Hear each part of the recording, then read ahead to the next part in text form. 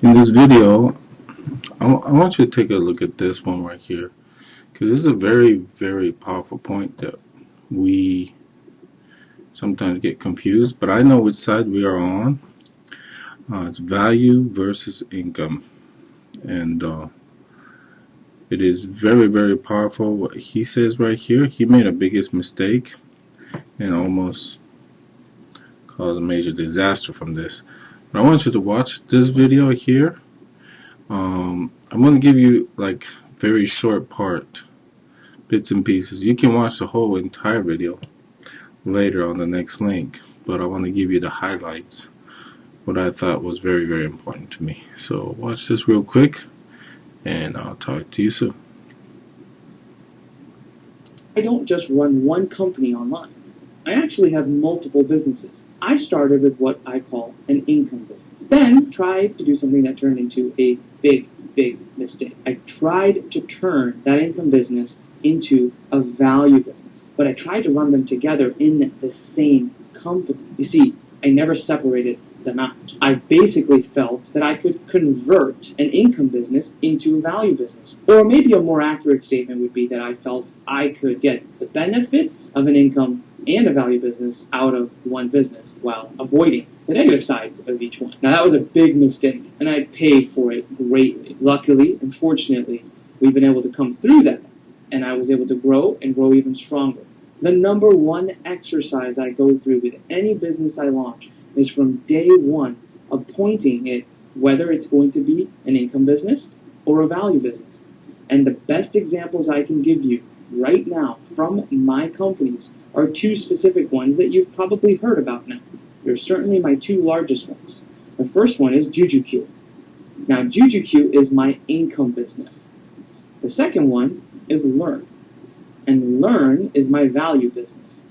Now, till this very day, I've never publicly actually talked about the difference between these two companies, but I'm about to share that with you. Let's start by talking about an income business. And I'm going to start right off with the positive. What's so great about having an income business? Well, first of all, you know what? It's a lot faster to get up and going. A lot of the Empire Formula strategy that we go over in the free report and that we're about to continue going over is going to be executed easier, quicker, and simpler, especially as it grows bigger.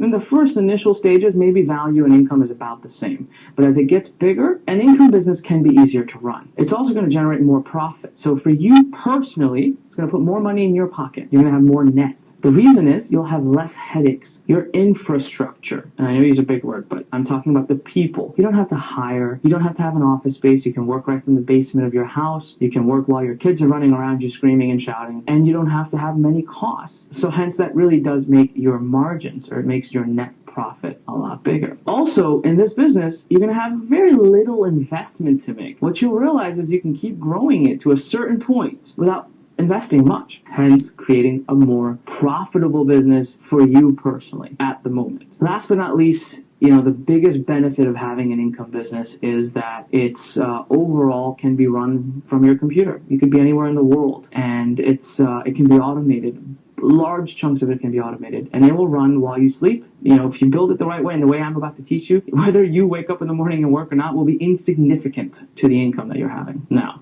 I know what you're thinking. All right, brilliant. That's perfect, man. Why would anybody want a business that's different? Well, here are some of the negatives. First of all, an income business is something that kind of has to be going forever. It's making you money right now, but you're going to have to do it again next year. You'll have to keep doing it the year after and the year after. So you'll have to keep innovating. You'll have to keep coming up with new products. And you'll have to keep doing the same thing in the same niche or in different niches, but the same thing for a while. Let me tell you one thing right now. If the entrepreneur within you is big, this is going to be really, really hard for you because you're going to get bored. So this can be a major drawback. The other part of it is that you're going to hit a cap, a ceiling. So if you're in the position or have the vision or the mind where you want yachts and you want private jets and you want Lamborghinis, your income business may or may not be able to provide that for you. Remember, I told you it's easier for you to start it and get to a point where you're making really good money. But it becomes much harder for you to scale it, keeping that kind of lifestyle to such a point that it can provide you all these massive luxuries in life that we see all these internet marketers bragging about on their sales pages. The next part of it is,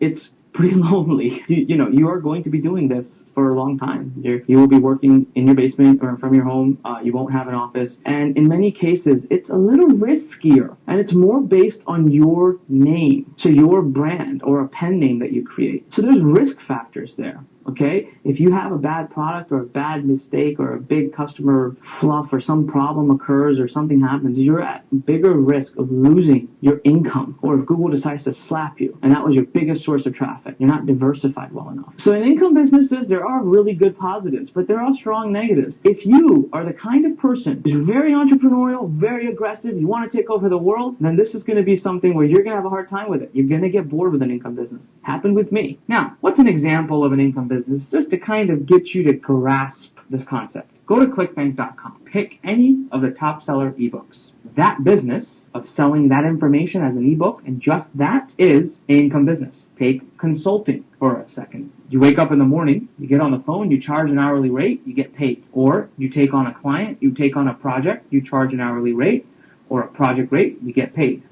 Welcome to a prime example of an income business. And then last but not least, because there are many examples of an income business, is affiliate marketing. Most of us here have heard the terms. I've spent the last 7 years of my life teaching affiliate marketing. See, affiliate marketing can be on autopilot only for a certain period. There's going to be a time when those sites need to be refreshed. The marketing needs to be renewed, and new affiliate sites need to consistently be launched. You need to watch your competition. You need to look for new products. You need to look for new niches. You need to look for new marketing techniques. You will always have to have your hands in the pot. And since you're not building a large infrastructure and you're not building people and you're not building a team, it will be up to you to do so. Hence, making it a prime example of an income business. Now, let's talk about the value business. What's a value business? A value business is where you focus on building something big. You focus on building a company that has a vision, a mission, a product, a core thing you're building, and it's an asset. What's an asset? It's something that you are building that's going to grow and grow and grow and have a value to it. And this is something that's not about you. It's about the company. So you can become less and less and less part of it. The biggest goal behind a value company is to buy you that freedom, to buy you the freedom from your name, from you, so that although you have to work harder in the beginning, much harder, and that's going to be one of the negatives, eventually that thing runs without you, even more so than the income business. And you don't find yourself repeating and having to do the same things